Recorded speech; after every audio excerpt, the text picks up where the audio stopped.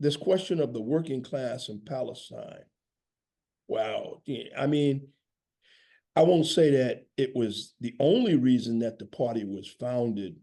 You know, the party officially came into being in 1959, but, you know, the founding comrades who were in another party, you know, really started laying the basis for the founding of Workers' World Party almost a decade earlier, uh, around the time of the Chinese Revolution and the Korean War. The Korean people, you know, rising up with arms, you know, like Hamas, like, you know, and say, we're going to liberate, you know, the peninsula from imperialism and with Chinese support, as you know. Maybe we should have an education on that. So it was very similar, you know, and this was during the witch hunt in this country, you know, where communists were being put in jail or forced to go to Canada or whatever. And, you know, it was very hard if you were in a factory to say, you know, I'm for the Korean people and the defeat of imperialism. You know, so it's what, that's 80 years ago, but there are similarities. Um, and one of the tenets, not the only reason, one of the tenets, the fundamental political tenets that the party was founded on had to do with the working class. Yes, we want wages. Yes, we want unions. Yes, we want a pension. We want all those things. But we will not separate the class struggle at home from the class struggle abroad. And moreover, you don't have to do it. If you do it, whether you're conscious of it or not, and I'm talking mostly about, you know, the labor leaders, if you do it, you know, you're doing it in the interest of imperialism. And basically you're tying the working classes or attempting to tie their hands and their feet and hold them back.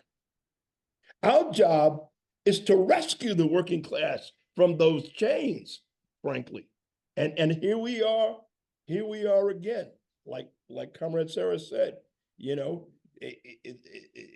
I don't know whether the workers whose consciousness and understanding is changing are with the resistance yet, although that's what we want them to be, but they're not for the genocide. And that's important. And they're beginning to know whether it's the shock of the horror that the Palestinian people are being subjected to, or an understanding that this is not in our interest. We don't gain, we're not gaining anything from this. I mean, we got to become better, actually. We're very good at explaining things as communists, but we have to become even better. Events in history demand that we become even better in explaining to and convincing the working class that this shit is not in their interest. It's, you know, it's not just more, you know, morality, you know, on a material basis, imperialism is not in their class interest. They gain nothing from it. The billionaire class, you know, and everything that they stand on gains from it, you know, and that's, you know, that's another motivation for what Comrade just said in terms of, you know, in addition to us being in support of the migrant worker women, you know, early in the day on Mayday, we're going to come out later on. We're going to be there with, you know, workers support Palestine. Workers are against the genocide. And it's important that a lot, if not most of our placards and banners say either workers support Palestine or they should support Palestine. Because what are we talking to? Who are we? We're talking to a demonstration, a very important Mayday demonstration of workers.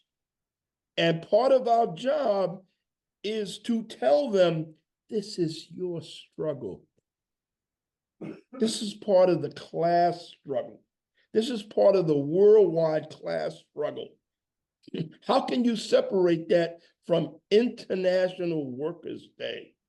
How can you separate that reality from calling on workers and oppressed people of the world unite? It's incongruous, it's irrational, it's ridiculous, it's absurd on International Workers' Day of all days to well, we're not interested in that.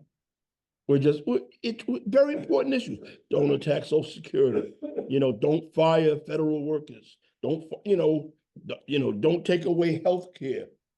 Public education. Don't take away benefits for the disabled. All those things are very important.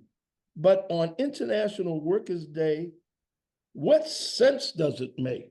Who is helped by limiting it and not addressing the global class struggle, of which Palestine, as comrades have said, is at the forefront?